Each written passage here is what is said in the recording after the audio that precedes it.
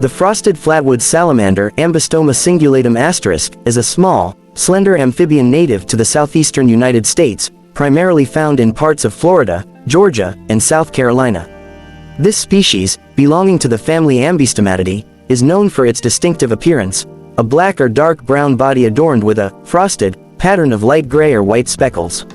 Typically measuring between 9 to 13 centimeters, about 3.5 to 5 inches in length, the salamander has adapted to life in pine flatwoods and longleaf pine savannas, ecosystems characterized by open pine forests with grassy and shrubby understories. The frosted flatwoods salamander is mostly nocturnal, spending much of its life underground and surfacing primarily during the breeding season, which occurs in late fall and early winter. During this time, the salamanders rely on ephemeral ponds, shallow, temporary wetlands formed by seasonal rains, for reproduction. These ponds are essential to the species, as they are fishless and provide a safe environment for their eggs and larvae. Unfortunately, the frosted flatwoods salamander is currently listed as a federally threatened species under the U.S.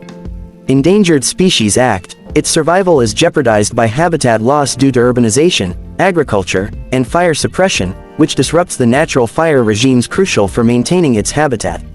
Climate change, too, poses a significant threat by altering precipitation patterns, which in turn affects the availability of their breeding sites. Conservation efforts for this species focus on habitat restoration, particularly through the re-establishment of natural fire regimes in pine flatwoods ecosystems. Additionally, some programs are working on breeding the salamanders in captivity and reintroducing them into suitable, restored habitats. Given its limited range and the ongoing threats to its environment, concerted conservation actions are essential to ensure the frosted flatwoods salamander's continued existence in the wild.